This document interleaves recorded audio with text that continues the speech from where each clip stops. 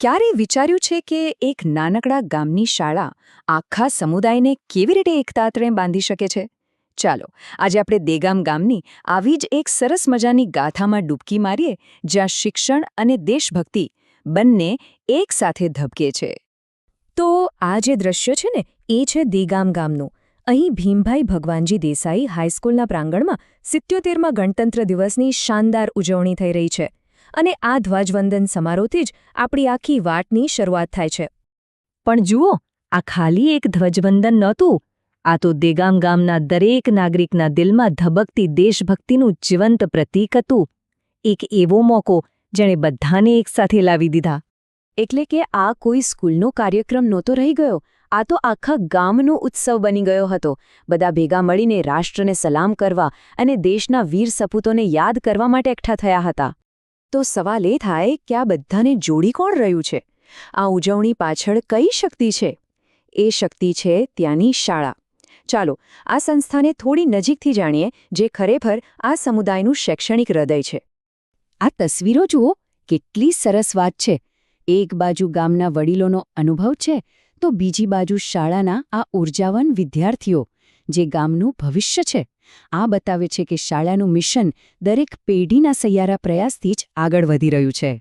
અને સાચું કહું તો આ સ્કૂલ ખાલી ઈંટો અને સિમેન્ટની બનેલી બિલ્ડિંગ નથી. આ તો એક જીવંત વારસો છે.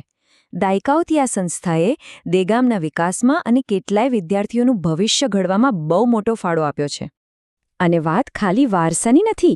આ શાળા સતત વિકસી રહી છે, આગળ વધી રહી છે.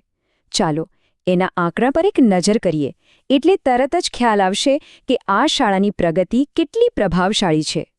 તો આ વર્ષે શું થયું? સ્કૂલ માટે એક બહુ મોટું સીમાચિહ્ન આવ્યું. ધોરણ 11 સામાન્ય પ્રવાહના નવા વર્ગ માટે મંજૂરી મળી, અને એ મળતાની સાથે જ સીધા 43 નવા વિદ્યાર્થીઓ શાળામાં જોડાયા. એટલે આ 43 વિદ્યાર્થીઓને ઉમેરીને હવે શાળાની કુલ સંખ્યા 233 પર પહોંચી ગઈ છે. આ આંકડો પોતે જ કહે છે કે અહીં શૈક્ષણિક માહોલ કેટલો જીવંત અને ધમધમતો હશે. અને આ ગાડી અહીં અટકવાની નથી. આવતા વર્ષે ધોરણ 12ની મંજૂરી મળવાની પણ પૂરી સંભાવના છે. અને જો એવું થયું તો વિદ્યાર્થીઓની સંખ્યા આરામથી 300ને પાર કરી જશે. આ શાળાના ઉજ્જવળ ભવિષ્યનો એકદમ સ્પષ્ટ સંકેત છે.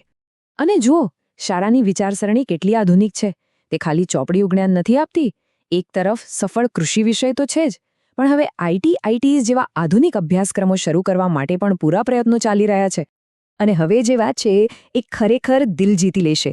શાળાનું જે સંચાલક મંડળ છે ને, એ છાત્રાલયમાં જેટલા વિદ્યાર્થીઓનો સરકારી કોટા છે એના કરતાં પણ વધારે 70 વિદ્યાર્થીઓનો બધો જ ખર્ચ ઉઠાવી રહ્યું છે. વિચાર કરો, આ 70 બાળકોના ભવિષ્ય માટે આનાથી મોટું રોકાણ શું હોઈ શકે? હવે આખા કાર્યક્રમનું જે ભાવનાત્મક કેન્દ્રબિંદુ હતું, જેણે બધાને પ્રેરણા આપી, એ હતા એક ખાસ મહેમાન. આ સમારોહના ધ્વજ પ્રમુખ હતા શ્રી મહેશભાઈ લાડ. અને ખાસ વાત એ છે કે તેઓ ક્યાંક આજુબાજુથી નહોતા આવ્યા. તેઓ છેક અમેરિકાથી ખાસ આ દિવસ માટે આવ્યા હતા. આને કહેવાય વતન માટેનો પ્રેમ. શાળાના આચાર્યએ એમના માટે જે કહ્યું, એનાથી બધી વાત સમજાઈ જાય છે. એમને કહ્યું, 7 સમંદર પાર રહ્યા પછી પણ મહેશભાઈનું હૃદય માતૃભૂમિ માટે ધબકે છે, જે આપણા વિદ્યાર્થીઓ માટે મોટી પ્રેરણા છે. કેટલી સુંદર વાત છે, નહીં? તો આખી વાતનો સાર એ છે કે આ શાળાની સફળતા કોઈ એક વ્યક્તિને કારણે નથી. આ તો આખા દેગામ સમુદાયના ભેગા મળીને કરેલા પ્રયત્નોનું, એમના સમર્પણનું જીવંત પરિણામ છે. અને એનું પ્રમાણ એ છે કે ત્યાં કોણ કોણ હાજર હતું. શાળાના સંચાલકોથી લઈને ગામના સરપંચ અને બીજા આગેવાનો, managing trustee Shri Harshadrai Desai, treasurer Shri Balvantrai Desai, campus director Shri Parimalbhai Desai, ગામના સરપંચ શ્રી ઈતેશભાઈ અને ડેપ્યુટી સરપંચ શ્રી ધર્મેશભાઈ લાડ. આ બધાની હાજરી બતાવે છે કે આખું ગામ શાળાની સાથે ઊભું છે. અને આ બધાની વચ્ચે કાર્યક્રમમાં 4 ચાંદ લગાવ્યા શાળાની દીકરીઓએ. એમના દ્વારા રજૂ થયેલા દેશભક્તિના ગીતોએ તો આખા માહોલમાં જોશ ભરી દીધો હતો. તો આખી વાત આપણને એક સવાલ સાથે છોડી જાય છે. જ્યારે કોઈ સમુદાય ખરા અર્થમાં એવું માની લે કે અમારું ભવિષ્ય તો અમારા ક્લાસરૂમમાં જ બનશે, ત્યારે એમના માટે શું અશક્ય હોઈ શકે? અને દેગામ ગામ આ સવાલનો જીવતો જાગતો જવાબ છે.